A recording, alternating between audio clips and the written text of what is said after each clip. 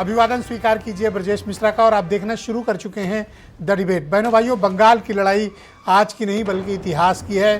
बंगाल जीतना इस देश को जीतने के बराबर होता है और बंगाल इतिहास से लेकर अब तक वर्तमान तक तमाम राजाओं के लिए, तमाम साम्राज्यों के लिए, तमाम हुकूमतों के लिए बड़ा कठिन रहा है। लेकिन इस बार क्या होने जा रहा है? बंगाल में खेला हो वो या फिर परिवर्तन?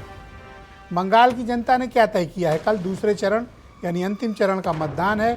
142 सीटें इस बार दांव पर हैं। 152 पर वोटिंग हो चुकी है। कुल 294 सीटें पश्चिम बंगाल विधानसभा की हैं। अब देखना होगा कि ममता बनर्जी चौथी बार बहुमत लाती हैं या बीजेपी पहली बार किला भेदने में कामयाब। आज चर्चा बंगाल की। बहनों भाइयों, बंगाल का मतदान पूरे देश भर के लिए चर्चा का विषय है। बंगाल में जिस इंटेंसिटी के साथ, जिस आक्रामकता के साथ, जितनी घेराबंदी करके ये चुनाव लड़ा जा रहा है वो अभूतपूर्व है। कई राज्यों के लिए बंगाल का चुनाव एक लर्निंग है, सीख है कि जब उनके यहाँ चुनाव होगा तो कैसे लड़ा जाएगा और कैसे बंदोबस्त होंगे। बंगाल को भारतीय जनता पार्टी ने अपनी इज्जत और प्रतिष्ठा से जोड़ रखा है। पूरी केंद्र की सरकार, पूरी भारतीय जनता पार्टी पूरी ताकत के साथ पश्चिम बंगाल का चुनाव लड़ रहे हैं। बहनों भाइयों, इसी तरह ममता बनर्जी ने एक वक्त लेफ्ट पार्टी से जब सत्ता छीनी थी तो इसी तरह की ताकत का प्रदर्शन किया था। लेफ्ट पार्टीज के चंगुल से 25 सालों से अधिक तक पश्चिम बंगाल को निकाल कर लाना और फिर वहाँ की हुकूमत पर काबिज होना, यह ममता बनर्जी जैसी ग्राउंड की लीडर ही कर सकती हैं। जो ताकत उन्होंने पैदा की, आज लेफ्ट पार्टीज बंगाल की राजनीति में लगभग मृतप्राय है, ख़त्म है। जिनका कभी डंका बजता था, आज वो पार्टी का नाम लेवा वहाँ कोई नहीं है। चर्चा तो छोड़ दीजिए, गिनती में नहीं आते। फिर भारतीय जनता पार्टी ने कोशिशें शुरू की ममता बनर्जी के खिलाफ। धीरे धीरे चुनाव दर चुनाव भारतीय जनता पार्टी ने वो ताकत अर्जित कर ली कि पिछले विधानसभा चुनाव में बस 6% का अंतर था। लेकिन 2019 के चुनाव में भारतीय जनता पार्टी ने अभूतपूर्व प्रदर्शन किया था। लेकिन 24 के चुनाव में उसे थोड़ा नुकसान हुआ। अब दो पार्टियां पॉलिटिकली इरेलीवेंट हो गई, बल्कि तीन कह लें, जिसमें दो मेजर हैं। एक लेफ्ट पार्टीज, एक कांग्रेस कमेटी।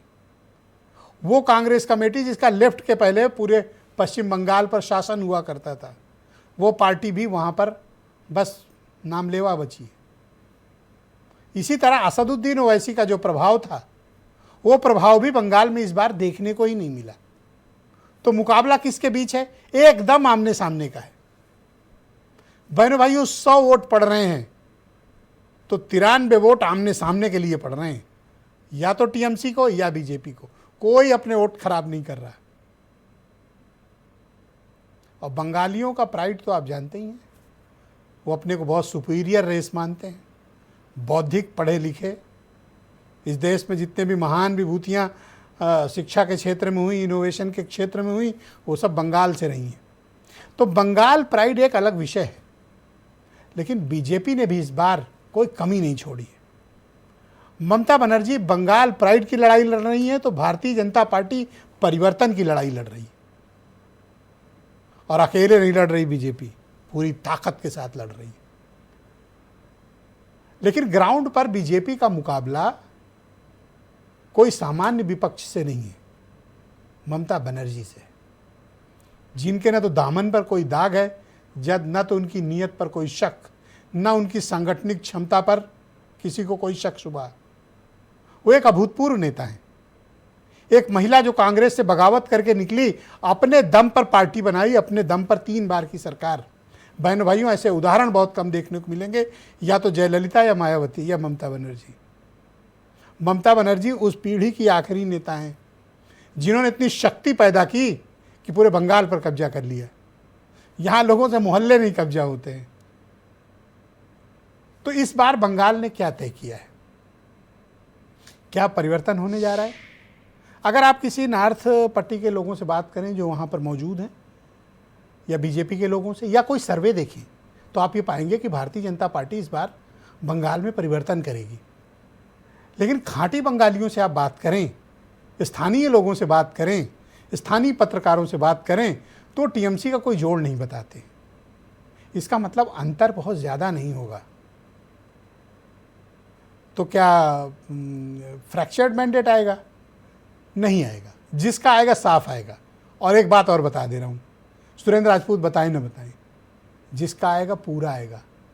जिसको मिलेगा छप्पर फाड़ के मिलेगा, और जिससे छीनेगा उसका सब कुछ चला जाएगा। तो कुछ बयान सुने, फिर किसको मिलेगा और किससे छीनेगा, पूरी डिबेट। मैं देख रहा था बड़ा बाजार में, मैं गया था कोलकाता में, टीएमसी के गुंडों ने गुरुदेव रविंद्रनाथ ठाकुर की विरासत की हवेली पे कब्जा करके वहां टीएमसी के झंडे लगा दिए। माननीय न्यायालय के आदेश से वो फिर हटाए गए। टीएमसी के गुंडे जगह जगह कब्जा करते हैं, लेकिन 23 अप्रैल को पहले चरण के मतदान के रुझान के बाद अब उनमें भय पैदा हुआ है। अब वे अपना ठिकाना ढूंढ रहे हैं। 4 मई को जब परिणाम आएगा, टीएमसी के गुंडे कहीं न कहीं आपकी सड़कों पर पंचर बनाते हुए दिखाई देंगे। और इसीलिए मैं आज आया हूं आपसे कहने के लिए, जो पहले दफा इलेक्शन हुआ हम सेंचुरी पार कर दिया, और आने वाला चुनाव में भी हम और एक सेंचुरी पार करेंगे। इसके लिए बीजेपी डर गया, और जो डर गया वो मर गया। इसी के लिए वो अभी सेंट्रल फोर्स लेके और इधर का सब ओसी को चेंज करके, डीएम को चेंज करके गुंडा गद्दारी कर रहा है। तो बहनों भाइयों, आज की इस डिबेट को आगे बढ़ाएंगे। संजय चौधरी भारतीय जनता पार्टी के प्रवक्ता हैं, सुरेंद्र राजपूत कांग्रेस कमेटी के प्रवक्ता, रिक सुंदर शासमल जी मौजूद हैं, पश्चिम बंगाल के बहुत ही जाने माने पत्रकार, राम प्रकाश पांडे जी मेरे साथ मौजूद हैं, तृणमूल कांग्रेस के सीनियर लीडर हैं, डॉक्टर मोहम्मद अमीन मेरे साथ मौजूद हैं, फार्मर ज्वाइंट डायरेक्टर हैं इलेक्शन कमीशन ऑफ इंडिया यानी चुनाव आयोग के, और वीरेंद्र सिंह जी हमारे नेशनल हेड। आप सभी का स्वागत और धन्यवाद इस कार्यक्रम में मेरे साथ शिरकत करने के लिए। पांडे जी, बहुत दिन के बाद आप दिखे हैं, आपका स्वागत। तो बताइए, बीजेपी तो कह रही है कि इस बार छीन लेंगे आपसे। देखिए, कहने को तो कहते रहे, किंतु हम जानते हैं ममता बनर्जी में कितनी क्षमता है, ठीक है, और जमीनी स्तर पर काम करने वाली नेता है और कार्यकर्ताओं का भरमार। ममता बनर्जी के जितने कार्यकर्ता आज जमीनी स्तर पर हम काम कर रहे हैं, कितनी सहजता से बोल लेना। हाँ, बड़ा बड़ा बहुत बोल रहे हैं, थोड़ी बोलने का ढंग भी थोड़ा ऐसा है कि भयभीत हो जाए। बंगाल भयभीत होने वाला जमीन ही ऐसी है कि लड़के जी, तो हम अपनी है और इनको फिर 21 की तरह से दोबारा बाय बाय टाटा करेंगे। इस बार तो ऐसा बाय बाय टाटा करेंगे कि दोबारा पश्चिम बंगाल की तरफ सोचेंगे। पर बीजेपी ने इतनी ताकत पैदा कर ली है कि आज आपकी आंखों में आंखें डाल के नहीं, आपकी छाती पर बैठकर चुनाव लड़ रही है। आप महसूस करते हैं उसकी धमक? विजेश जी, अब कार्यकर्ताओं की नहीं, वो केंद्रीय एजेंसियों की ताकत दिखा रही है। कार्यकर्ताओं की ताकत दिखाती तो कोई बात ही नहीं था। कार्यकर्ता है काम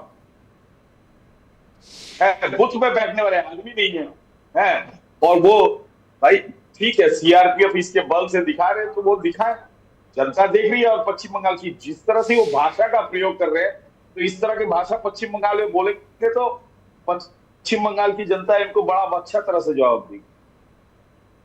तो क्या जो हम लोग यहाँ टेलीविजन पे देख रहे हैं और सीआरपीएफ या केंद्रीय बलों का वहां पर हम ऑपरेशंस देख रहे हैं, ग्राउंड पर आप लोगों के मन में डर आया कि नहीं आया? वो कहते हैं टीएमसी के गुंडे डर गए, आप लोग डर गए? वो तो बोल रहे हैं, हम क्यों डर जाएंगे भाई? कोई गलत होगा तब तो डरेंगे। हम तो सामना सामनी बात करते हैं।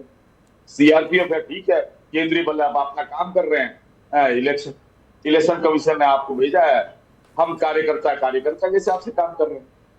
पुलिस कुछ नहीं कर रही इसलिए सीआरपीएफ कर रही है। सीआरपीएफ अगर गलत कर रही है तो उस जगह प्रतिवाद फट से हो जाता है। वो अपनी जगह पर ठीक है, जो ड्यूटी उसको मिला है वो ड्यूटी कर रही है। गलत करेगी तो पश्चिम बंगाल की जनता चुप नहीं रहेगी, वो प्रतिवाद की चेहरा है। कभी इस तरह से केंद्रीय एजेंसियां लड़ी हैं, जैसे इस वक्त वहां पर पेट्रोलिंग हो रही है, जगह जगह जा रहे हैं, फिर पुलिस क्या कर रही है? पुलिस की जगह तो सीआरपीएफ आ गई, इसका मतलब तो पश्चिम बंगाल पुलिस इस चुनाव में काम नहीं कर रही। मतलब ब्रजेश जी, इन्होंने इलेक्शन कमीशन को जैसे यूज किया है, इसी का तो इनको परिणाम मिल जाएगा कि सारी बंगाल की जनता देख रही है, अरे ऐसा क्या है बंगाल में। बंगाल में हम सारे ही तो उस तरह के नहीं है कि जिस तरह से नहीं केंद्रीय बल लगा, कोई युद्ध थोड़ी लगा है, इलेक्शन है। आप भी चुनाव लड़ने आएंगे, हम चुनाव में हैं। आप भारतीय जनता पार्टी से हैं, हम तृणमूल कांग्रेस से। इस तरह से भाव दिखाना क्या अर्थ लेगा। तो पश्चिम बंगाल की जनता ये सब चीज बड़ी बारीकी से लेती है, और हम बंगाल के रहने वाले ये सब चीज बड़े बारीकी से सोचते हैं कि भाई क्या है, हम क्या बंगाल क्या भारत से दूसरा कोई अंग है जो ये दिखा रहे हैं। बंगाल में सारे ही क्या हम बांग्लादेशी हैं जो ये रूप दिखा रहे हैं। भाई आप एसआईआर कर लिए, सब कुछ कर लिए, उसके बाद शांति से तो अच्छा, अब जो सर्वे आ रहे हैं और जो स्टेटमेंट्स आ रहे हैं मीडिया में, कह रहे हैं हम तो जीत लिए, अब छीन गया आपसे। देखिए, ये 21 में भी बोले थे 200 पार का नारा, 100 से नीचे ही रहेगा। इस बार भी ऐसा ही होगा। इस बार तो और 77, पिछली बार मिला था 77 में से 60 बचे थे, बाकी तो फिर तृणमूल कांग्रेस में आ गए थे, वो अब 50 से नीचे चले जाएंगे। जी शुक्रिया पांडे जी, हमारे साथ बने रहिएगा। मैं इस डिबेट को आगे बढ़ाऊंगा। संजय चौधरी भारतीय जनता पार्टी के प्रवक्ता हैं। चौधरी जी, मुकाबले में ममता बनर्जी हैं जिन्होंने लेफ्ट को हराया और 3 बार आपको पटकनी दे चुकी हैं। ये आपके लिए अंतिम अवसर है?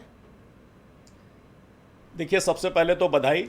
आज गुजरात के नगर निगम और जिला पंचायतों के परिणाम आए हैं और पूरा का पूरा सुपड़ा साफ गुजरात में विपक्ष का हो गया है, तो उसकी बधाई। रही बात बंगाल की, तो बंगाल में पिछली बार देखा है हम 3 सीट से 77 सीट पर आए थे। उस समय तो विश्वास भी नहीं होता था कि बंगाल के अंदर कांग्रेस महत्वपूर्ण है, बंगाल के अंदर लेफ्ट महत्वपूर्ण है, और ऐसी स्थिति में 20 गुना से ज़्यादा भारतीय जनता पार्टी ने 3 से 77 की छलांग लगाई थी। और भारतीय जनता पार्टी के पास जो महिलाओं का शेयर था वो 10% से बढ़कर 37% से हो गया था। ये वही ममता बनर्जी थी जिनके साथ पिछली बार भारतीय जनता पार्टी ने उनके मूल महिला वोटर में सेंधमारी की थी। तो 3 से 37% पर आने पर भारतीय जनता पार्टी ने 20 गुना लंबी छलांग लगाई थी। और अब तो मुझे लगता है कि केवल इस छलांग को दोगुनी करने की ज़रूरत है। भारतीय जनता पार्टी ने जिस प्रकार से बंगाल के चुनाव के पहले वहाँ केंद्र सरकार की योजनाओं को लेकर बंगाल में विकास की गंगा बहाई है, और बंगाल की सरकार ने वहाँ के, चाहे वो महिलाएं हों, चाहे वो कमीशनबाजी हो, चाहे वो कट मनी हो, चाहे वो महिलाओं की सुरक्षा का मामला हो, आरजी कर के मामले में महिलाओं ने निकलकर मानव दीवार बनाकर पूरे के पूरे इशू को जिस प्रकार से वहाँ पर महिला अस्मिता के साथ जोड़ा था। हालत ये हो गई थी कि उस महिला के पक्ष में खड़े होने के लिए बंगाल के वकील नहीं तैयार थे। तो आप समझिए कि दमन और तानाशाही का स्तर क्या होगा बंगाल के अंदर, और इसी को इशू बनाते हुए भारतीय जनता पार्टी इस चुनाव में उतरी है। और मुझे नहीं लगता कि इस दोगुनी छलांग लगाने से आज भारतीय जनता पार्टी को बंगाल में कोई रोक सकता है। निश्चित रूप से भारतीय जनता पार्टी ने जिस प्रकार से वहाँ के मूल इश्यूज को उठाया है, वहाँ के जो बंगाल का जो कैडर है, जिस प्रकार से वो तानाशाही रवैया रखते हुए, अपराध को संरक्षण देते हुए अपराधियों की एक छद्म टोली बन गया है, उस सभी को समाप्त करने के लिए भारतीय जनता पार्टी संकल्पित है। और इसीलिए भारतीय जनता पार्टी दोगुनी छलांग लगाएगी। और मुझे लगता है कि जो पार्टी 20 गुना लंबी छलांग लगा चुकी हो उसको दोगुनी आपकी पार्टी के ऊपर आरोप है कि आप चुनाव आयोग और केंद्रीय एजेंसियों और सीआरपीएफ के दम पर पश्चिम बंगाल का चुनाव लड़ रहे हैं। आपके पास इतनी धमक कार्यकर्ताओं की नहीं है, आप एजेंसियों का दुरुपयोग कर रहे हैं। ब्रजेश भाई, कल आपने देखा होगा, मुझको लगता है परसों की बात है, ममता बनर्जी भवानीपुर से चुनाव लड़ रही हैं, और शाम को जब वो सभा करने गई 7 बजे, तो उनकी सभा में सीटें खाली थी और वो गुस्सा करते हुए उस सभा से निकलकर चली गई।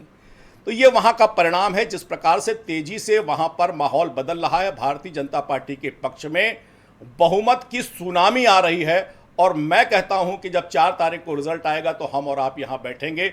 बंगाल के अंदर परिवर्तन की जो आंधी चल रही है उसको अपनी आंखों से आपने इस आरोपों का एक बार ना तो स्वीकारा ना तो खंडन किया।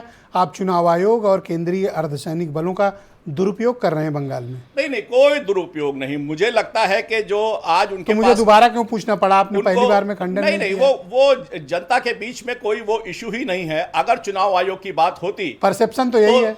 तो 93% लोग अगर वोट डालने के लिए निकल रहे हैं, चुनाव अगर हिंसा से मुक्त है, अगर जो आम मतदाता है वो निकलकर वोट डाला है, Thank you, तो sir. ये चुनाव आयोग की भूमिका पर वो निश्चित रूप से सफलता के झंडे गाड़ रहा है। बहुत शुक्रिया आपका। मैं सुरेंद्र राजपूत जी को इस कार्यक्रम में आमंत्रित करता हूं। कांग्रेस कमेटी के प्रवक्ता हैं सुरेंद्र जी। इस बार का पश्चिम बंगाल का चुनाव बीजेपी और टीएमसी के बीच है। कांग्रेस पार्टी की कोई भूमिका है? लोकतंत्र में अगर आप किसी भी पार्टी को इनरेलीवेंट कह देंगे ब्रजेश जी, तो ये पत्रकारिता के दामन पर कलंक के तरीके से होगा। काश कि मुझे ऐसा ना कहना पड़ता, नहीं, लेकिन काश अफसोस कि ये आप है ऐसा कि ना कहते। आपकी बहुत हालत इस- वहां नहीं, ऐसी नहीं, है। हालत कुछ भी हो सकती है। एविडेंस दूंगा अभी आप। हालत आप एविडेंस दीजिए। आज की डेट में आप हमें इनरेलीवेंट कह रहे हैं। हम 294 सीटों पर चुनाव लड़ रहे हैं और हम आपको 4 तारीख को चौंकाएंगे। एक बार यूपी में 36 ऐसे दल हैं जो सभी 403 पे चुनाव लड़ रहे हैं। 403 पर जो 36 दल चुनाव लड़ते हैं आप उनको बनाइए, लेकिन उत्तर प्रदेश में भी आप हमको इररिलेवेंट कहते हैं। खैर, आप अब बोलें सर, आप पश्चिम बंगाल पे हम बात रखें। 6 सीटें आज की डेट में लोकसभा में हैं और हमारा गठबंधन भारतीय जनता पार्टी से बड़ा है यहाँ पर। सर मैं पश्चिम तो बंगाल पे। आप पश्चिम बंगाल पर रहें, ज़्यादा बेहतर है। पश्चिम बंगाल में जिस तरीके से भारतीय जनता पार्टी ने केंद्रीय सरकार के सुरक्षा बल और उत्तर प्रदेश के कुछ दागी अधिकारियों को वहाँ पर लोगों को डराने के लिए ले गए हैं, वो अपने आप में अभूतपूर्व है। आज तक ऑब्जर्वर्स का काम हमेशा ही चुनाव आयोग के दायरे में, संविधान के दायरे में एक लोकल एसपी को या लोकल पुलिस को असिस्ट करने का रहता था। ऐसी गुंडागर्दी बंगाल में, मैं भी परसों ही आया हूँ बंगाल से, ऐसी गुंडागर्दी जो अजय पाल शर्मा कर रहा है, रील बना करके जो आदमी लोगों को प्रताड़ित और डराने का काम कर रहा है, जिस तरीके से चुनाव आयोग का और चुनाव के आयोग के तंत्र का दुरुपयोग बंगाल में किया जा रहा है, वो भारतीय जनता पार्टी की हार की खींच और हताशा को दिखा रहा है। जिस तरीके से भारतीय जनता पार्टी वहाँ पर, चाहे वो लॉजिकल कंक्लूजन के हिसाब पर हो, चाहे वो एसआईआर के हिसाब पर हो, जिस तरीके से लोगों के साथ गुंडागर्दी कर रही है, वो अपने आप में भारतीय जनता पार्टी की हार की हताशा को दिखा रहा है। आप भरोसा कीजिए कि भारतीय जनता पार्टी वहां इस बार बहुत बुरी तरीके से हारने जा रही है, नंबर 1। और नंबर 2, कांग्रेस पार्टी आपको अप्रत्याशित रूप से अच्छा करती हुई मिलेगी। सर, आपके राजनीतिक चरित्र पर एक सवाल है कि आप पार्लियामेंट में टीएमसी आपका साथ देती है तो आप उसको शुक्रिया करते हैं, और जब राहुल गांधी अभी पश्चिम बंगाल की रैली करने गए तो उन्होंने कहा ममता बनर्जी मोदी से मिली हुई हैं। तो जो लोग मोदी से मिले हुए हैं उनका आप पार्लियामेंट में सपोर्ट लेते हैं? सर देखिए, 2 चीज़ें बड़ी स्पष्ट हैं। पिछले 15 सालों यही कहा था ना? पिछले 15 सालों से वहाँ पर सत्ता ममता बनर्जी के पास में है। सत्ता बनर्जी के पास में, तो सत्ता के खिलाफ चुनाव लड़ा जाए। वो करप्ट हैं? नहीं, सत्ता के खिलाफ चुनाव लड़ा जाएगा। नहीं, वो करप्ट हैं? सत्ता में जो कमियां होंगी, जो भ्रष्टाचार होगा, उसको उजागर She's किया corrupt? जाएगा। लेकिन उससे बड़ा भ्रष्टाचारी, सबसे बड़ी भ्रष्टाचारी भारतीय जनता पार्टी Skip की ना करें सर। वो है, मैंने तो कहा ना, भ्रष्टाचार के खिलाफ लड़ेंगे हम। पश्चिम सबसे बंगाल बड़ी में करप्शन है सर? मैं तो आपसे कह रहा हूं ना, आप पूरी बात तो कर दे दीजिए, क्योंकि भारतीय जनता पार्टी को आप कोसने ही नहीं देते, आपको पीछे से आ जाती है। क्या करें हम भाई? आप भारतीय जनता पार्टी के अब खिलाफ आपको तो आईना सुनना ही दिखा नहीं चाहते। तो आप खिसिया गए हैं कि दिल्ली में समर्थन लेंगे, कब कलकत्ता में? पीछे से आ जाती है आवाज की। सर, वो आती है। ये क्या नाम, योगी जी खिलाफ बात हो रही है, मोदी जी खिलाफ बात हो अरे रही है। योगी जी आज बंगाल ठीक पे ना? है। हाँ, इसीलिए तो कह रहा हूँ, एक बंगाल में, एक वहां पे बगले में फुटबॉल खेल रहे हैं। कहाँ, किस लिए फुटबॉल खेल रहे हैं? कि कल उनको दिखाना है कलकत्ता के चुनाव में। क्या मजाक करते हैं मोदी जी। तो आज खैर, भ्रष्टाचार से बड़ी जो चुनौती है वो सांप्रदायिकता की है। जिस तरीके से बंगाल में भारतीय जनता पार्टी ने हिंदू मुसलमान किया है, जिस तरीके से 1000 करोड़ रुपए हुमायूं कबीर को देने का जो आरोप लगा है भारतीय जनता पार्टी के ऊपर, कि हिंदुओं और मुसलमानों को बांटने के लिए जिस तरीके से इन लोगों ने, भारतीय जनता पार्टी के लोग बाबरी मस्जिद बनवा रहे हैं वहां पर, आप सोचने वाली बात है। तो वो सारी चीजें बांग्ला भाषियों ने, और बांग्ला भाषियों को बांग्लादेशी कह करके पूरे देश में भारतीय जनता पार्टी शासित राज्य सर में आपको बुरा लगेगा, लेकिन आप राजनीतिक असमंजस यानी कंफ्यूजन के शिकार हैं। वो आप क्या चाहते हैं कि बंगाल की सरकार बदले या ना बदले? आप क्या चाहते हैं? हमारे कांग्रेस लिए- पार्टी क्या चाहती है? हमारे लिए सांप्रदायिकता से लड़ना सबसे बड़ी चुनौती है, और हम सांप्रदायिकता से लड़ने के लिए किसी भी अन्य मुद्दे की बात नहीं तो करेंगे। टीएमसी के साथ हैं आप? हम टीएमसी के साथ नहीं, हम अपनी चुनाव लड़ रहे हैं और हम अपनी चुनाव भाई जीतेंगे। चुनाव तो दो के बीच हो रहा है, आप किसके साथ हो? ये तो आप तय कर रहे हैं ना। आप क्या बंगाल के 6 करोड़ लोगों का या 7 करोड़ लोगों को मतदाताओं का अब ये मत अपमान कह कर देना रहे हैं? कि आपको बहुमत आ रहा है। नहीं, आप 7 करोड़ लोगों का अपमान कर रहे हैं आज की डेट में यहां पर बैठ करके। आप खुद ही जज बने जा रहे हैं कि बंगाल का चुनाव हुआ नहीं, तो आप तो ऐसा करिए ना, भारतीय जनता पार्टी को शपथ दिला दीजिए। पांडे जी हमारे दोस्त हैं, उनमें कोई कमी मैंने है? कहा ना कि आप भारतीय पांडे जनता जी मेरे पार्टी- दोस्त हैं, उनमें कोई कमी अरे है? आप भारतीय मैं जनता उनको क्यों ना पार्टी को शपथ करा दूं? दिला दीजिए, आपका तो काम ये हो रहा है। मैं शपथ क्यों ना आज की पांडे जी डेट की में- करा दूं? आज की डेट में आप उत्तर प्रदेश का जो आईपीएस दागी अधिकारी जिसके ऊपर जांचें चल रही हैं, उसके ऊपर आप एक शब्द नहीं बोले। सर, आप एक शब्द नहीं बोले। एक जिस सीट, तरीके- एक अफसर पे जिस आपका तरीके पूरा से- कैंपेन नहीं, है सर। मैं दूसरी बात एक बताता हूं। विधानसभा सुन सीट है। लीजिए, वो अफसर लोकतंत्र को घात दे रहा है, और उसी की जगह पे दूसरा अफसर अनुराग यादव था, जिसको चुनाव आयोग ने जरा सा, क्या नाम, उन्होंने स्पष्ट बात कही थी, रीढ़ की हड्डी के साथ बात की थी कि साहब मेरा 25 साल का कैरियर है, आप बेदाग कैरियर है उस पर, उसको इतनी सी बात पे हटा दिया गया। और आज कांग्रेस के वोटर्स ये जानना चाहते हैं कि आप टीएमसी के साथ हो कि खिलाफ हो? इतना दागी और इतना बागी अफसर आप वहां पे रखे हुए हैं, जो कमिटेड ब्यूरोक्रेसी कर रहा है, जो खुलेआम भारतीय जनता पार्टी का समर्थन कर रहा है, जो खुलेआम चुनाव में लोगों को धमका रहा है, लोकतंत्र को प्रभावित सर करने अपने की कोशिश असमंजस कर पे रहा भी है। थोड़ा बोल लो। नहीं तो मैं कह तो रहा हूं आपसे, टीएमसी की बीजेपी। आपके असमंजस पे भी तो बोलना पड़ेगा ना हमें। टीएमसी की कि बीजेपी। एक अधिकारी उत्तर प्रदेश का अनुराग यादव, जो लोकतंत्र को बचाने की बात करता है, दूसरा अधिकारी अजय पाल कांग्रेस शर्मा। क्या कर रही है सर, ये तो बता दो। कांग्रेस तो जनता के बीच में, आप अधिकारी को क्यों बचाना चाहते हैं, मुझे बताइए अरे ना। मैं कहता हूं उसको आज जो सजा आप दे सकते हो दे लो। अरे भाई, आप मेरे बचाने से कोई अरे बचेगा? आपके बचाने से बच ही रहा है। आज की डेट में जिस आदमी एक सीट का मसला है। जिस आदमी एक के सीट ऊपर पे। एक सीट का मसला नहीं है, एक ही सीट के ऑब्जर्वर होते हैं। मसला नहीं है, ये मसला लोकतंत्र असल में का आप है। मुद्दे से कंफ्यूज हो, प्रॉब्लम यही लोकतंत्र है। का मसला है और विजय यही जी। कारण है पंजाब, पश्चिम बंगाल में इस लोकतंत्र हालत का में हो। मसला है ये। इस समझ ही नहीं पा रहे हो मुद्दा क्या है। लोकतंत्र को व्यावसायिक दृष्टि से नहीं देखा सर थैंक यू सर, बहुत शुक्रिया सर। मैं इस डिबेट को आगे बढ़ाऊंगा। रिक सुंदर शासमल जी मेरे साथ मौजूद हैं, पश्चिम बंगाल के बहुत ही जाने माने पत्रकार हैं और इसके पहले भी हुई परिचर्चाओं में मेरे साथ मौजूद रहे हैं। आपका बहुत शुक्रिया रिक सुंदर जी। मैं आपसे जानना चाहता हूं कि कल 142 सीटों पे मतदान है, क्या माहौल है, पांडे जी की चौधरी जी?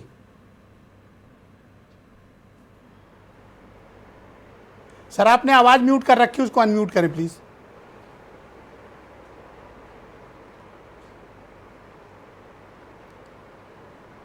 आपकी आवाज़ नहीं मिल रही सर, अनम्यूट करें आप प्लीज़।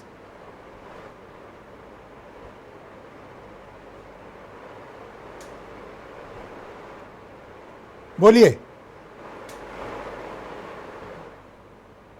अच्छा, आपकी आवाज़ नहीं मिल पा रही, मैं कोशिश करूंगा आपको रिकनेक्ट करने की। आपकी आवाज़ मुझ तक नहीं पहुंच रही, कुछ तकनीकी खामी है, मैं कोशिश करूंगा आप तक पहुंचने की। मैं फार्मर ज्वाइंट डायरेक्टर चुनाव आयोग के डॉक्टर मोहम्मद अमीन मौजूद हैं। डॉक्टर साहब आपका स्वागत और शुक्रिया। ऐसा लग रहा है कि चुनाव आयोग ही ये चुनाव लड़ रहा है। भाई आप पॉलिटिकल पार्टी को लड़ने दीजिए। ब्रजेश जी, ये देश का दुर्भाग्य है कि अपने कहने को तो बड़े बड़े नेता कहते हैं, उन्होंने 2 एग्जाम्पल दिए हैं। एक दिया है मिस्टर यादव का, आईएएस ऑफिसर का, जो यूपी के आईएएस अफसर थे, दूसरे मिस्टर शुक्ला का। आप ये बताइए, एक आईपीएस है, एक आईएएस है, तो आईएएस एज ए ऑब्जर्वर गया था, उससे सिर्फ सीईसी ने अपनी मीटिंग में पूछा कि तुम्हारे पास कितने पोलिंग स्टेशन हैं, उनको पोलिंग स्टेशन का पता नहीं था। होंगे सीनियर आईएएस अफसर, आप गए थे तो उस एरिया का दौरा करते। जो रूल है, आप कभी जिलाधिकारी भी रहे होंगे, आपको पता होना चाहिए कि क्षेत्र में क्या होता है। इलेक्शन कमीशन को हम क्या बताएंगे। इसलिए जब उन्होंने कहा, उस पर ऑब्जेक्शन किया, तब सीईसी ने डांट दिया। ये एक परंपरा है, ऐसा कुछ नहीं हुआ पर उनके सर साथ में, सीईसी किसी और के उनको साथ वापस कर दिया अपमानजनक गया। तरीके जब से आपको पेश नहीं आ उस सकते। एरिया का क्षेत्र अगर वो नहीं किसी पता का कोई तो बूथ जाइए। नहीं बता पाए तो ये नंबर कोई एक, जहाँ ऐसी तक बात सवाल नहीं है है कि पुलिस आप किसी को ऑफिसर भरी मीटिंग में बेइज्जत करें। नहीं, वो नहीं है। आप वहाँ की भौगोलिक स्थिति को, या वहाँ पे पोलिंग स्टेशंस को, या वहाँ की प्रॉब्लम्स को सामने रख नहीं पाए। क्या सामने आनी है, जो चुनाव होना है, नंबर 1। दूसरी बात ये है कि आप देखिए, एक पुलिस ऑफिसर है, पुलिस ऑफिसर वहाँ पर लॉ एंड ऑर्डर मेंटेन करने के लिए गया है, उसके पास कोई कंप्लेंट आई तो उसने उस कंप्लेंट के लिए वहाँ दौरा किया, देखा कि वहाँ पे वाई कैटेगरी दी गई थी उस कैंडिडेट को। उस कैंडिडेट को वाई कैटेगरी की जगह कुछ ज़्यादा पुलिस वाले लगे हुए थे। उसमें सुनने में आया है कि वो शायद अभिषेक बनर्जी का बहुत क्लोज है, इसलिए उसको एक्स्ट्रा वहाँ पे लोकल पुलिस, जो कि 4 मई के बाद फिर वही शासन होगा लोगों का, तो हो सकता है वो आ जाए, तो इसलिए पुलिस वाले वहाँ पर चमचागिरी में लगे हुए थे। उसको देख के उन्होंने इस तरह की बातें की जो कि ऑन रिकॉर्ड, मतलब जिस तरह की बातें नहीं होनी चाहिए थी। अमीन साहब, लेकिन इस बार चुनाव आयोग की साख पर बहुत बट्टा लगा। इस बार शुरुआत से ही मैं देख रहा हूं कि चुनाव आयोग को एक बदनामी का सामना करना पड़ रहा है। हम लोग फैक्ट बेस्ड बात करें, लेकिन एक बात मतलब इतनी बदनामी हो गई इस बार की, थोड़ा मुझे लगता है इन्हें काम करना चाहिए इमेज बिल्डिंग पे। नहीं ब्रजेश जी, जहाँ तक सवाल है इलेक्शन कमीशन का, इलेक्शन कमीशन कोई यही नहीं।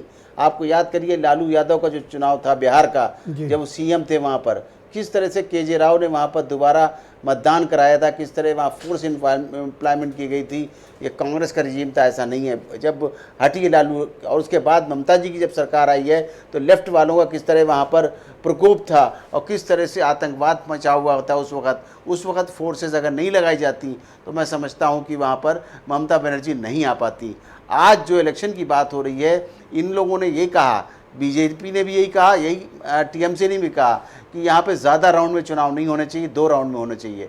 तो आपको पता है, आप जानते हैं, दुनिया जानती है, आपके दर्शक भी जानते हैं कि वहाँ की जो भौगोलिक स्थिति है कि नेपाल बॉर्डर है, बंगाल बॉर्डर है, भूटान बॉर्डर मिलता है, वहाँ से लोग आतंकवादी आते थे और प्रेशर डालते थे चुनाव के टाइम में, तो इसलिए कोई आ ना सके, इसलिए 255 यानी 2055 बटालियन लगाई गई हैं और लॉ एंड ऑर्डर की पोजीशन को मैं ये जानना चाहता हूं कि और जहां पर हमारे डेमोक्रेसी में एक बहुत महत्वपूर्ण 100 ऑब्जर्वर अपोजिशन सर एक महत्वपूर्ण मसले 100 ऑब्जर्वर लगाए गए हैं। सर मैं कुछ वो इसलिए लगाए गए हैं कि वहां पर स्थिति को नियंत्रण किया जा सके। सवाल है मेरा आपसे, अपोजिशन बहुत महत्वपूर्ण भूमिका में होता है सर डेमोक्रेसी में। अपोजिशन अगर कोई शिकायत करता है, कोई मुद्दे उठाता है, तो क्या ये चुनाव आयोग का कर्तव्य नहीं है कि उसका निष्पादन करे, उसको निक्षेपित करे, उसको सुने और रिजॉल्व करे? हाँ, नहीं, आपकी बात बिल्कुल सही है और हमेशा ये करने की कोशिश की जाती है। आप देखिए पुराना चुनाव, पिछला इलेक्शन जो हुआ है, 40 मौतें हुई थी इसी इलेक्शन में और कितने झगड़े हुए थे। अब की बार सिर्फ एक झगड़ा होने के अलावा कोई मौत नहीं हुई है पहले राउंड में। आप ये देखिए, इसको अप्रिशिएट करना चाहिए कि इलेक्शन कमीशन का। थैंक यू सर, बहुत शुक्रिया आपका, बहुत धन्यवाद। कृपया हमारे साथ बने रहिएगा। रिक्शुंदर जी को भी हम लोग कोशिश कर रहे हैं कि उनकी आवाज़ हम तक पहुँचे। वीरेन जी हमारे नेशनल लेडीज़ कार्यक्रम में हमें ज्वाइन कर चुके हैं। वीरेन जी, बंगाल का बवाल कुछ समझ में आया, कौन जीत रहा है? देखिए, बंगाल में ये इलेक्शन ये कह रहा है कि बीजेपी या तो 200 तक जा सकती है और या तो 100 के नीचे रहेगी। चुनाव का जो मैंडेट आएगा वो बहुत एक तरफा बहुमत वाला आएगा, जैसा कि लोग आंकड़ा बता रहे हैं। कोई पार्टी अगर 190 से 200 सीट पा जाती है तो ये बहुत चौंकाने वाली फिगर होगी, लेकिन ऐसा हो सकता है। फिलहाल आज चुनाव आयोग ने एक अतिरिक्त मतदाता सूची जोड़ी है, जिसमें करीब 1500 लोगों के नाम जोड़े गए हैं जो सुप्रीम कोर्ट के निर्देश पर ट्रिब्यूनल जांच कर रहा था। 29 लाख में सिर्फ 1500? हाँ, सिर्फ 1500 वोट आए हैं। अमीन साहब नोट करिएगा इसको। जी, अब बात आती है कि 142 सीटों पर चुनाव होना है जी, और 152 पर हो चुके हैं। बीजेपी और टीएमसी के बीच जहां नारों को लेकर, एक दूसरे को गुंडा पार्टी को लेकर आरोप चलते रहे, वहीं तमाम लोग लुभावन घोषणाएं भी हुई हैं। टीएमसी महिलाओं का वोट लेने के लिए उनको 1500 रुपया दे रही है, बीजेपी ने कहा हम 3000 देंगे। चुनाव में ये सब क्यों बंगाल में 10, बिहार में 10,000 दिया और बंगाल की हमारी बहनों ने ऐसा क्या किया, उन्हें 3000 दे रहे हैं? 10,000 मिलना चाहिए। असल में हमारे यहाँ खैरात बांटकर नागरिकों का वोट हासिल करने की एक बड़ी पुरानी परंपरा रही है जी, और खैरात की कीमत कभी देखी नहीं गई इस देश में। मुफ्त में मिलने वाले सामान के लिए लोगों ने कभी दूसरे प्रदेश से तुलना नहीं की, इसलिए 1500 का जो ममता बनर्जी का जो महिलाओं को सौगात है, उस पर बीजेपी कह रही हम आएंगे तो हम इसको बढ़ाकर 3000 कर देंगे। देखिए, एक चर्चा ये है बंगाल में, अभी सुरेंद्र जी कह रहे थे कि 22 तारीख 294 सीटों पर लड़ रहे हैं, लेकिन ये बिहार बंगाल में जीरो रहे विधानसभा में, ये बात ये नहीं बताते हैं। बंगाल में सीपीएम और कांग्रेस दोनों जीरो पर हैं विधानसभा में। लड़ाई अब इस बार फिर है, अब वो कितनी सीटें लाएंगे ये अलग बात है। अरे मुझसे झगड़ा कर रहे थे कि हमको इरेलीवेंट ना कहो, भैया जीरो हो तो नहीं कहेंगे। अब वही बात तो है, लड़ रहे थे अभी तो, मतलब थोड़ा डिस्टेंस से नहीं था अभी, मतलब। दूसरी बात यह है कि दिल्ली में यही केजरीवाल के खिलाफ लड़ी थी कांग्रेस जी। और वहां पर बीजेपी जीती, सरकार बनी। बंगाल में कांग्रेस ममता बनर्जी के खिलाफ लड़ रही है, लेकिन इंडिया गठबंधन में ये दोनों नेता थे। अब वो किस तरह की फ्रेंडली फाइट है विपक्ष की आपस में, ये एक बड़ी सोचने वाली बात है कि जब सब कुछ लुटा के ही एक होना है तो फिर आखिरी युद्ध भी लड़ लो बंगाल का ही। फिलहाल लेकिन ये जान लीजिए कि जो सीपीएम कभी कलकत्ता में, बंगाल में 2011 तक राज करती थी, उसका सूरज डूब गया जी। उसका स्थान बीजेपी ने लिया। ब्रजेश जी, आज जो ये बीजेपी का उभार है ये सीपीएम के वोट बैंक की वजह से है। बहुत बड़ा वोट बैंक वामपंथियों का वो खिसक कर बीजेपी में चला गया। वैसे ये बहुत बड़ा वैचारिक शिफ्ट है कि अगर वामपंथी दक्षिणपंथी हो जाएं तो ये मतलब बहुत बड़ी बात है। देखिए, लेफ्ट के वोट 5% के करीब है विधानसभा में और 7% के करीब उनका लोकसभा में था 2024 के। तो अब क्या रहा उनके पास? तो ये जो सीपीएम के लीडर हैं ये मानते हैं कि टीएमसी मजबूत हुई। अच्छा, ग्राउंड पर बीजेपी उसी तरह लड़ रही है जैसा टीवी पे या जैसा रील वगैरह में दिख रहा है? देखिए, बहुत साफ बात है कि वाम से राम की ओर बंगाल बढ़ा है जो उनका वोट था, और लाल झंडे की जगह केसरिया झंडे ने अपनाया है। तो बढ़त पर तो बीजेपी है। अब वो सरकार में आ पाएगी कि नहीं ये कहना भी बहुत कठिन है जी। लेकिन सीपीएम को तो बीजेपी ने पूरी तरह टेक ओवर कर लिया है बंगाल में, इसमें कोई शक नहीं बचा है। और पर 3 बार की हुकूमत के बाद भी वीरेंद्र जी कोई ऐसी एंटी इनकम्बेंसी नहीं है कि कोई वाइप आउट ही हो जाए। चौथी बार के लिए मैंडेट मांगने जा रही हैं, ये भी पॉलिटिकल करिश्मा है। देखिए, बंगाल में 2 फूलों की लड़ाई है। एक के पास 2 फूल है, एक के पास 1 फूल है। एक के पास 2 फूल वाली टीएमसी है और एक जो है कमल के फूल। मैं उम्मीद करता हूं कि ये दोनों फूल नहीं बना रहे होंगे जनता को। हाँ, अब ये आगे 5 साल बनाएंगे वो बात की बात है, लेकिन महत्वपूर्ण बात यह है कि तो अब ये तय करना है कि 1 फूल बनना है कि 2 फूल। बस ये वाला है मामला। बंगाल में ब्रजेश जी ये विपक्ष में सबसे बड़ी जो फूट है उसमें ये लोग दिल्ली में साथ रहते हैं, यहाँ प्रदेश में लड़ते हैं, तो कौन साथ है कौन खिलाफ है यही स्पष्ट नहीं है।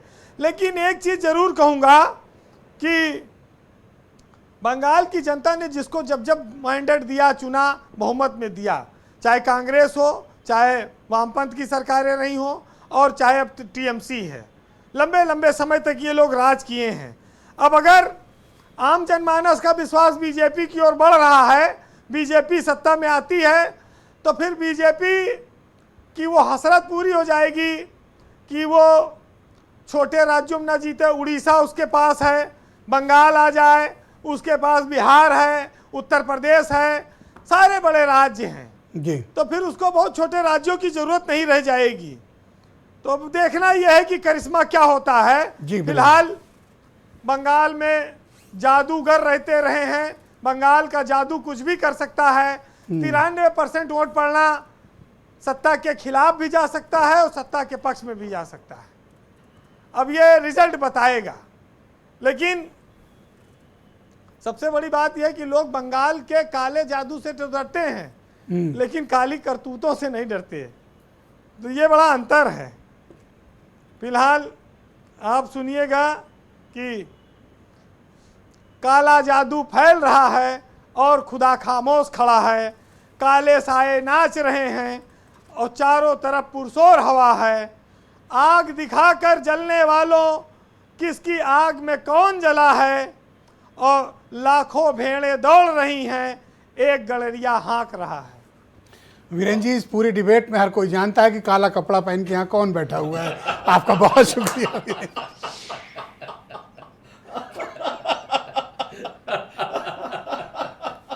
बहुत शुक्रिया वीरेन जी आपका इस डिबेट में हमारे साथ शिरकत करने के लिए। ऋगसुंदर शासमल जी हमारे साथ जुड़ चुके हैं, उनकी आवाज़ भी हमें प्रॉपर मिल रही है, तो आपका बहुत स्वागत। तो बताइए कि पश्चिम बंगाल में कल मतदान है। मुझे वीरेन जी बता रहे थे कि ये टीएमसी का गढ़ है। 142 में से 123 सीटें लास्ट टाइम टीएमसी जीती थी। इस बार कोई चुनौती है उन्हें वहाँ पे?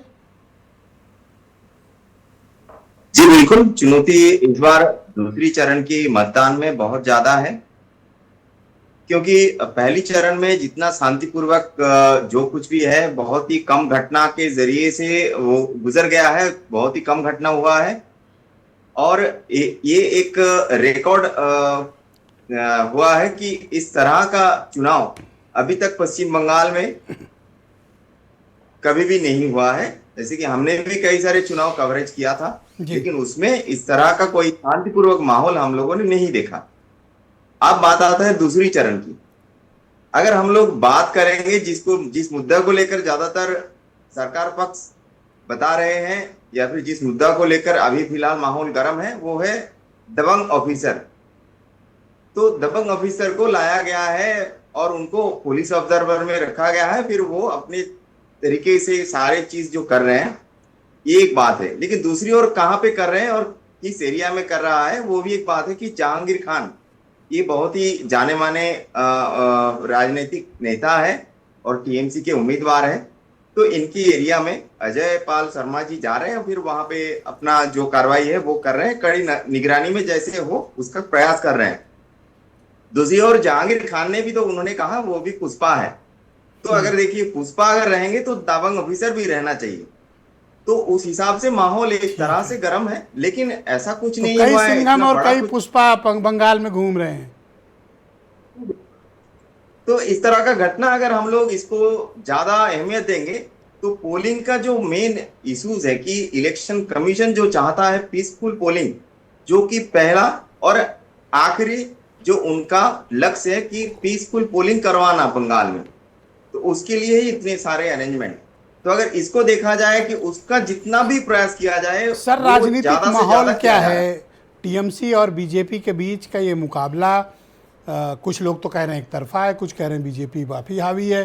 तो आप किसी बंगाली से बात करें तो कहेंगे कि टीएमसी के अलावा कोई विकल्प ही नहीं है। असल में क्या राजनीतिक माहौल है? राजनीतिक माहौल देखिए, पश्चिम बंगाल में लोगों का अपना अपना डिमांड होता है।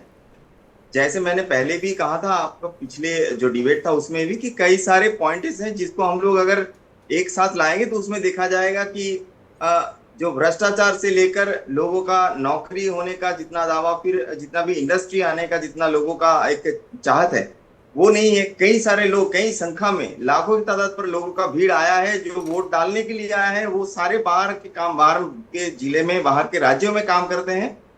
तो वहां से वो लोग मतदान देने आए हैं। क्यों वो लोग आए हैं? उन लोगों को नौकरी नहीं मिल रहा है, तो क्या वो लोग इसी सरकार को चाहते हैं कि इसी सरकार उन लोगों को नौकरी दे? सर, बिहार इसका एक उदाहरण है। दूसरे राज्यों से मजदूर कामगार चल के आए और बिहार में नीतीश कुमार को फिर चुनकर वापस चले गए। बिल्कुल, ये भी एक ट्रेंड है सर। देखिए, इस तरह का माहौल अगर पीसफुल है ही यहाँ पे, तो इतना फोर्स क्यों लाया गया? अगर फोर्स इतना लाया गया है, अगर पीसफुल माहौल में यहाँ पे चुनाव होगा, तो फिर रूलिंग पार्टी क्यों इतना अपना मिजाज खो रहे हैं? रूलिंग पार्टी को तो शांत बैठना चाहिए कि सारे वोट उनके पक्ष में जाएगा। अगर इतना वोट उन लोगों को मिलेगा, रूलिंग पार्टी की तरफ से बताया जा रहा है कि 250 से भी सीट उन लोगों को मिलेगा, टीएमसी की तरफ से भी कहा जा रहा है। अगर इतना ही है तो उन लोगों को भी पीसफुल बैठना चाहिए कि उन लोगों को मतदान लोग अगर देंगे, अगर भरोसा है लोगों पर उनका। कृपया हमारे साथ बने रहिएगा। मैं आपकी इसी सवाल को राम प्रकाश पांडे जी, टीएमसी के सीनियर लीडर हैं, हमारे साथ मौजूद हैं। पांडे जी, बात तो पत्रकार जी ने बिल्कुल सही कही। जब आप इतने कॉन्फिडेंट हो, आपको इतना सपोर्ट है, आप बता रहे हो, तो फिर ये बेचैनी क्यों है? देखिए, बेचैनी तो नहीं है, पत्रकार जी ने बोला है तो बस ठीक है, मैं उनको सम्मान रखते हुए बोल रहा हूँ कि मैं राजनीति को तो जिस भाषा में उसको प्रहार होगा तो वो भाषा में प्रहार करना पड़ता है, नहीं तो मैं राजनीति क्या कर रहा हूँ। वो जो भाषा बोलेगा उस भाषा में अगर नहीं समझाऊंगा तो पहली भी बिना कुछ बोले तो इतना बढ़ बढ़ के बोल रहे हैं जैसे लगता है सारा ही ताकत उनके पास है, जागीदारी आ गई है, जमींदारी आ गई है बंगाल में और लोकतंत्र खत्म हो गया। वो तो ये दर्शा रहे, तो उसका जवाब बंगाल में रहने वाला, क्योंकि मेरी भूमि जो है वो सुभाष चंद्र बोस की भूमि है, खुदीराम बोस की भूमि है, जो हर तरफ की लड़ाई लड़ना जाती है और इस भूमि के लिए हंसते हंसते फांसी पर चढ़ना भी जाता है। अरे कौन आपको फांसी चढ़ाए दे रहा है, कौन मारे डाल रहा है? आप इस तरह की बातें क्यों कर रहे हो? ब्रिजेश जी, अमित शाह जी बोल रहे हैं ना 4 तारीख के बाद उनका लटका देंगे, तो क्या भाषा? तो गुंडों को लटकाएंगे ना, आम आदमी को थोड़ी लटकाएंगे। अरे टीएमसी के गुंडे उनको पहले तो छाने, घुसपैठिया कौन है वो नहीं बता पाए अभी तक। ऐसा नाम काट दिया, जितने नाम काट दिए सब घुसपैठ गए।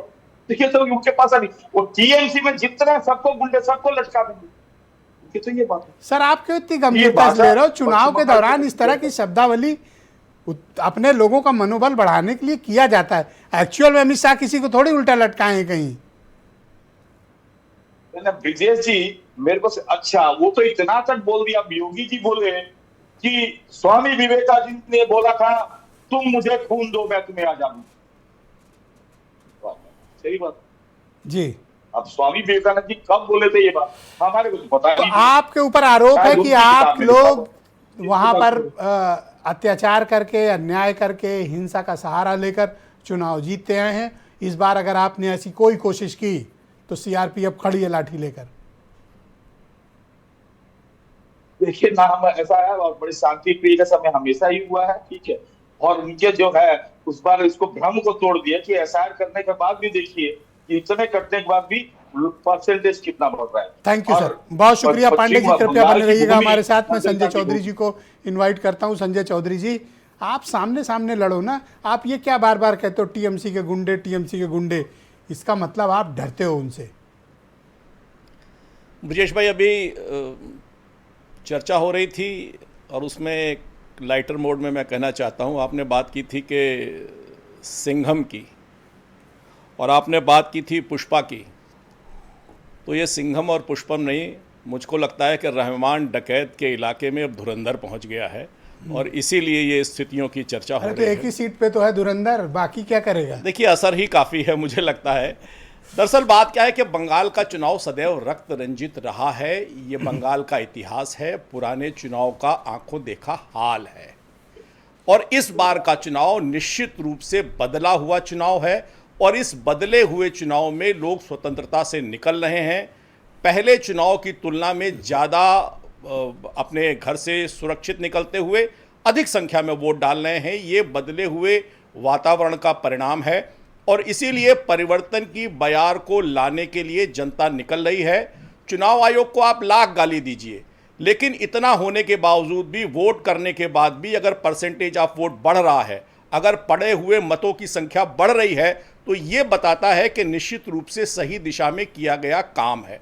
और कोई भी चुनाव हो, अगर वो हिंसा से मुक्त हो रहा है, कोई भी चुनाव हो, लोग अगर भय से मुक्त होकर वोट डालने जा रहे हैं, कोई भी चुनाव हो, अगर उसमें मतदान का प्रतिशत बढ़ रहा है, तो मुझे लगता है और सबको ये सोचना चाहिए, ये एक अच्छे लोकतंत्र की निशानी है। पहला चुनाव देख रहा हूं जहां सत्तारूढ़ दल ये कह रहा है कि चुनाव गलत हो रहे हैं, पक्षपात भेदभाव हो रहा है और विपक्ष का रहा बहुत ही निष्पक्ष और भेदभाव रहित है, भयमुक्त है। ब्रजेश भाई, ऐसा ही है अचरज की बात। ब्रजेश भाई, यही देखिए, ऐसा है कि जब हार सामने दिखाई देती है, आप देखिए उत्तर प्रदेश के अंदर उपचुनाव होते हैं और परसेंटेज ऑफ वोटिंग अगर कम हो जाती है तो कहते हैं कि चुनाव आयोग ठीक काम नहीं कर रहा।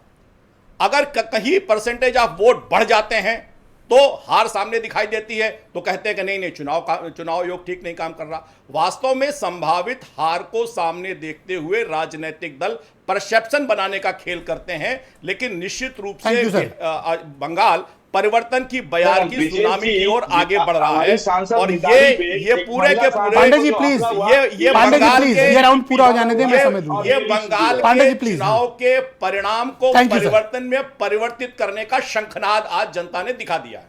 भाई इस बार तो हिंसा उतनी नहीं हो रही है ना, ये बात तो अप्रिशिएट करनी चाहिए अमीन साहब की। अमीन साहब क्या करें, ये सब लोग चुनाव आयोग के और भारतीय जनता पार्टी के लाइजनर के रूप में काम करते हैं, तो इन्हें अपनी भाषा बोलनी चाहिए, इसमें कहीं कोई दो राय थोड़े है।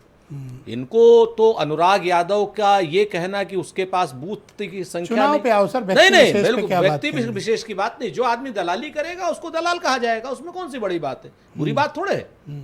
आज की डेट में कोई किसी को धुरंधर बताया जा रहा है, किसी को सिंघम बताया जा रहा है, पुष्पा, किसी को पुष्पा बताया जा आप रहा क्या है। हैं? अभी तो संजय भाई ने उस धुरंधर क्या नाम उस सिंघम को अब धुरंधर बता दिया। रहमान अब डकैत। सच्चाई ये है कि ये सब सरकारी गुंडे हैं, सरकारी गुंडे हैं, सरकारी गुंडागर्दी कर रहे हैं। अच्छा, राहुल और जो कहते सारे हैं के सारे जो सरकारी ममता गुंडे को वो क्या है? सर प्लीज, सरकारी गुंडागर्दी करके जिस तरीके की उसका भाषा का जवाब नहीं है उपयोग उनके पास। कर रहे हैं, वो अपने आप बंगाल की जनता जवाब देगी। मैं 4-5 दिन अभी बंगाल में रह करके आया, आप ये जितना सरकारी गुंडे हैं, अब चुनाव आपको में गए थे सर? एक हाँ चुनाव में गया। छोटी सी एक बात बताता हूं आपसे, आपको छोटी सी एक बात बताता हूं ब्रजेश भाई, आप एक चीज देखिए, पुलिस ऑब्जर्वर का काम क्या होता है? पुलिस ऑब्जर्वर का काम होता है वहां के लोकल पुलिस एसपी को असिस्ट करना। पुलिस ऑब्जर्वर के पास अपनी कोई, क्योंकि लॉ एंड ऑर्डर तो राज्य सरकार की जिम्मेवारी है। अब ये आदमी खुद ही अपने आप को भगवान बनाए हुए- टीएमसी के ऊपर हिंसा फैलाने का आरोप है। आरोप टीएमसी के ऊपर हिंसा फैलाने का आरोप है, तो अपनी रिपोर्ट दे चुनाव आयोग को, और चुनाव आयोग वहां के एसपी को कहे। लगा तो दिया 2.5 लाख नहीं, सीआरपीएफ। जो मैंने कहा ना कि जो काम अजय पाल शर्मा को चुनाव आयोग को बताना है, और चुनाव आयोग वो वहां के एसपी को बताया, अगर वहां का एसपी नहीं सुन रहा है, ये खुद ही लेके लाठी डंडा और बंदूक लेकर के चल पड़े, जेल जाएंगे। मैं आपको बता देता हूं, ये आदमी जेल जाएगा, और भारतीय जनता पार्टी इनको बचाएगी नहीं, क्योंकि भारतीय जनता पार्टी कभी किसी का साथ नहीं देती, कभी किसी का साथ नहीं, ये इस्तेमाल करके छोड़ देती है।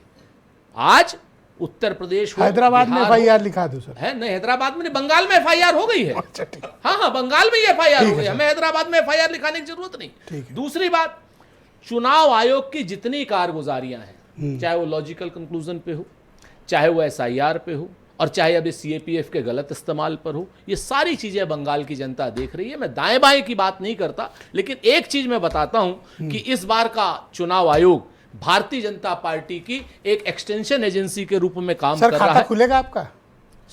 मैंने कहा ना, निश्चित खाता खुलेगा, नंबर 1। जीरो से कुछ वृद्धि? निश्चित तौर पर हम आपको प्रत्याशित परिणाम देंगे, नंबर 2। और Thank you, नंबर sir. 3, वहां पर सांप्रदायिक लोगों की सरकार नहीं बन मैं ये पाएगी। सोचता हूं कि आपका भारतीय खाता जनता जरूर पार्टी- खुलेगा। हमारा खाता भी खुलेगा। खाता मैं आपको खुलेगा। बता दूं, एक और नई बात बताता हूं, लेफ्ट का भी खाता खुलेगा।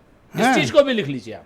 अच्छा, हाँ, इस चीज को भी लिख लीजिए। आप कब किसके साथ हो, कब किसके खिलाफ पता हमारी आप नहीं चिंता चलता। छोड़ दे, हम लोग बहुत शुक्रिया सर, बहुत धन्यवाद। के साथ हैं। जितनी लोग बहुत शुक्रिया सर। ताकतें हैं, चाहे वो चुनाव आयोग हो, चाहे भारतीय जनता पार्टी हो, थैंक यू सर, बहुत शुक्रिया हम सर, लड़ते बहुत रहेंगे धन्यवाद। इनसे। डॉक्टर मोहम्मद अमीन साहब, इस बार बड़े रिकॉर्ड मतदान हो रहे हैं। जिससे मैंने पश्चिम बंगाल के पहले चरण का चुनाव देखा, लगभग 93%, 93% की हिस्टोरिकल वोटिंग हुई है।